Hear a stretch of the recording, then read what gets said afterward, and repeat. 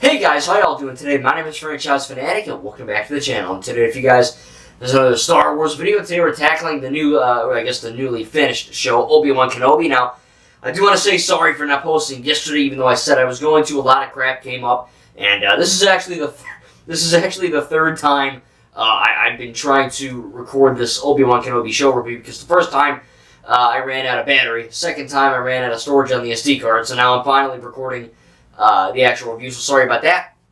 I know I'm not trying to be slacking, I'm really not, but I got a bunch of stuff coming up. Got minifigure unboxings, John Wick tribute. I'm gonna get some clips for that soon. More Lego Star Wars, Skywalker Saga, Skyflicker Saga. But anyway, got a lot of cool, awesome stuff coming up. Maybe even a Batman Arkham video. But anyway, today's about Obi-Wan Kenobi, and I already reviewed the first episode, right, first part.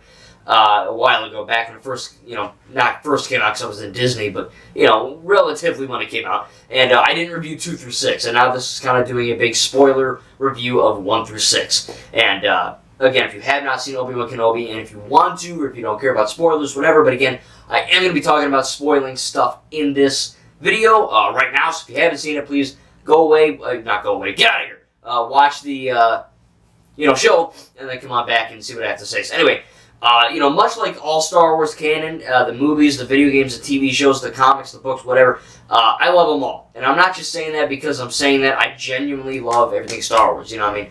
I do have issues with the prequels, I have some issues with the originals, and all that, but I do honestly believe that, when I say all Star Wars is good, I genuinely mean that. And this show is no different in any way. I think that in terms of the live-action Star Wars shows, Obi-Wan Kenobi's by far the best. And I love Mandalorian Season 1 and 2, and I love the Book of Boba Fett, even though apparently no one effing does. I love the Book of Boba Fett. But when it comes to, the animated shows and, Clone Wars, Rebels, Resistance, Bad Batch, blah, blah, blah, there's so many in there. Clone Wars is by far my favorite Star Wars show, period, out of all of them. It's just got the most, the most amount of content and all that. But in terms of live action, like I said, Obi-Wan Kenobi is definitely my favorite. Now, let's just start off with the facts. Ewan McGregor is awesome in this show. Very, very awesome. Of course, he says the thing in episode, part 6. Hayden Christensen, not my favorite actor in the world, but I do think he was pretty good in this. The writing was better, the acting was better, at least for his scenes. Really made me fear, when Order 66 was happening and all that stuff. Very cool scenes in Order 66. Of course, we see Reva. Now, disregarding the whole, oh my god, she's horrible because she's black bullcrap that you see online, I do genuinely think Reva is a good character. I don't think she's phenomenal, but she's not Jar Jar Binks level trash like everyone is saying, you know what I mean? And I freaking love Jar Jar Binks. I don't know. But I do think that, like I said, Reva is a good, good Inquisitor and good character. I think she's really, really awesome, in the show. Her acting, maybe it's not the best. Does Reva's acting compared to Kylo Ren, No, but it's not bad. I think her character's pretty cool too. The fact that she was involved with Order 66 and kind of why she hates Obi-Wan, she hates the Jedi, she just wants to kill them all, and that's why she's an Inquisitor. And then, of course, we see in the end that, she doesn't, of course, kill Luke because, duh, we have the originals and the sequels with Luke and Leia. But I do think it is really cool to see Reva kind of not necessarily change into a good guy or a Jedi, but she kind of has a little bit of a change of heart, and she's like, I'm not going to freaking kill this kid just like Anakin did, because that butchered my entire life, and now I got to live with that. So I think that's kind of a cool, character trait. I think she's really awesome. Obi-Wan is great. Of course, seeing the Aki in Part 1, which was, from Episode 9, very cool. Seeing that sequel trilogy love. And of course, seeing, the whole, like I said in the first video with Rey Skywalker, people who say Rey is not a Skywalker, they must also believe Leia is not an Organa, because, those people are stupid. But anyway, it very much is the case where Leia is in the show a lot. And I was like, wow, I didn't think Leia was actually going to be in the show. But Leia is a great, I don't know the name of the little girl, the actress, whatever that plays her, but she's effing great. For, she's 10 years old in the series. She doesn't look 10. She looks like she's like freaking 6 or 7. I'm just going to go on a limb and say she's 10. She's great, though. She's a very good child actor. Compared to Jake Lloyd, which is probably the worst child actor I've ever seen. I'm sorry, he is. I always normally compare these child actors to Harry Potter, Ron, and Hermione in the first 2 Harry Potter films. And those are genuinely and generally the best child acting I've ever seen in a film. But little Leia comes really close, I think. She does a really good job. She conveys emotion really well. She's just a really good actor for what she was going to do. When I see that little girl, I'm like, wow, that's effing Leia at age 10. You know what I mean? It's kind of cool. Luke, not so much. Luke's not really in it too much. He just kind of screams and sleeps. Whatever. Going with, I guess, Hayden Christensen, like I said, Anakin Skywalker, really cool. Darth Vader, very awesome. The fight scenes with him, not only between Obi-Wan and Part 3, which was really cool to see, Obi-Wan kind of caught off guard, so to speak. He didn't lose it, but he lost it. He was kind of buried in fire for a minute there. He kind of lost. But then we see kind of a rematch in Part 6, which, a lot of people online are saying that the rematch in Part 6 is their favorite lightsaber fight of all time. My favorite lightsaber fight of all time still is Kef Burr between Rey and Kylo Ren in Episode 9, The Rise of Skywalker, the Water Planet. That's by far my favorite fight, lightsaber fight. My favorite fight in all of Star Wars is the throne room in Last Jedi, but that's not really a lightsaber fight because two lightsabers don't really clash. It's, lightsabers because like pyro blades and, all these types of things. Vibro blades, sorry. Lots of cool stuff there. But I did enjoy the fight. And seeing Darth Vader fighting Reva in, Part 5, I think. That was really effing cool. Just to see the power of Darth Vader, We saw it in the originals a little bit. We see it in the comics, but, it was really only until Rogue One, the end of Rogue One, and then, of course, the show where I was really like, wow, damn, Darth Vader's a cool effing character. He's a cool-ass villain. That's kind of cool. Normally, he looks cool, but I never really bought Darth Vader as a villain, I buy Kylo Ren as a villain because of his actions. But normally when I watch the originals, Darth Vader's just kind of walking around,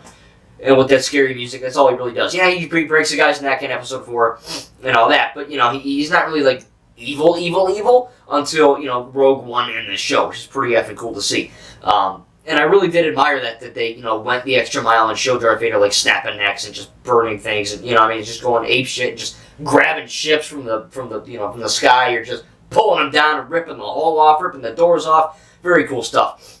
When it comes to, like I said, acting and writing, very good. CGI, I don't think it was as polished as The Mandalorian Season 1 because that was their first kind of, foray into, live-action Star Wars TV shows, so that had, they had to get that right. And I do think Obi-Wan looks great. The lightsabers look good, the blasters look good, the backgrounds look freaking flawless, especially comparing, Obi-Wan and Anakin, which were last seen in the prequel trilogy, which, for their time, they look great, I'm sure. But, comparing early 2000s CGI to now, you can tell, oh, that's a green screen, that's a green screen, that's a blue screen, that's a green and blue screen. You can kind of do those different things, and you notice it. Here, you barely notice because we're in freaking 2022, and it looks effing fantastic, the backgrounds and all that. And I do think that, for the most part, I couldn't really tell. There was a part of me that, was like, it doesn't look as good as Mandalorian, but I'm not really going to dock it. But really only negative with the entire show is the very last scene with I was going to say Owen, and then I went to with freaking Obi-Wan Kenobi and, what's-his-face, Luke. When he kind of, in Episode 3 he goes, hello there. And then, of course, in Episode 4 he goes, hello there. And this one it's kind of like a mix, like, hello there. It's kind of like a weird-ass mix. And it is a bit cringy because I get what they're doing. I know why Deborah is filming that scene, the director. I know why she's doing it, because it's like a big holy crap moment, Obi-Wan is giving Luke the toy he plays with in Episode 4, and it's a big moment. They meet for the first time. It's this crazy, awesome moment. Kind of feeling like the entire show was, building to this point. It just kind of sucked. It was a bit awkward and weird. Like a 50-year-old dude walks up to a 10-year-old and goes, hello there. It's like, if I was Luke, I'd be like, who the hell are you, mister? I wouldn't be like, oh, hey, thanks for the toy. I don't know, whatever. I get it. It's filmmaking. They did it for a dramatic reason. I'm not an idiot. But it was a bit weird. So that's really my only negative. I think, like I said, the action scenes are great. A lot of people bitching online. It was like, Tala. Like, remember when she grabs the Stormtrooper's helmet? People were like, oh, that's so bad. Choreography sucks. First of all, Tala's not a freaking Jedi. She's a normal-ass human. And you know what we would do if we were in that situation? You know what I would do? I would grab the Stormtrooper's helmet. Disorient them a bit. As Luke says in Episode 4, I can't see a thing in this helmet. It's a pretty smart move. Again, a lot of people, generally with Star Wars, whenever someone's really... And I'm not saying, brings up a good negative point to dislike. I'm talking about, hating. Straight up hating Star Wars. Whatever it may be. TV show, movie, whatever. Video game. Normally people that, genuinely hate something, either don't understand the Star Wars canon, and they think they do, they don't understand filmmaking, and they think they do, or they don't understand how humans work, and a little bit about psychology. Luke and the Last Jedi. And I do think that there are moments in this show where people, go, oh my god, Grand Inquisitor's dead, they ruined Rebels, it's not canon! It's like, calm down. The show's not over yet. And guess what? He was effing back. And just, little things like that. Like, oh, she didn't grab the helmet. Or, oh, why didn't Obi-Wan freaking do this when he should have done that? It's like, you don't review things based on what you wanted to see. You review them on what you effing saw. You know what I mean? So I think there's a lot of these moments in there where, again, these Star Wars fans, they really throw fits online for no reason. And it's really funny. And it's kind of sad, too, because they think they know what they're talking about. You know what I mean? Anyway, that could be a whole video rant in and of itself. But there are moments in this show where people freaked out for a lot of reasons. And I remember people saying, oh, they're going to break the canon. They didn't. They actually made it better. In fact, one of my favorite moments in the entire show is where in part 6 where Vader's talking with Obi-Wan. And, the whole show, Obi-Wan's calling him Anakin, for the most part. Anakin. He believes that there is still a good person inside of that, suit. And the final fight kind of solidifies to Obi-Wan that, Anakin is essentially gone. And he says, something like, goodbye, Darth, or something like that. He refers to him as Darth. Therefore, kind of not only telling the audience, but also, reassuring himself that, Darth Vader is truly encompassing over Anakin. Anakin Skywalker is no longer there. Of course, that's wrong, because a little bit of Anakin was there, of course, in Return of the Jedi. But at this point in the timeline, to Obi-Wan, Darth Vader's dead. And you do see in Episode 4, Alec Guinness Obi-Wan call him only a master of evil, Darth. So, that's why he didn't say Anakin. Not because, we don't know who that is yet, because, again, the originals were made before the prequels, even though they're the 4, 5, and 6, they were the first 3 made.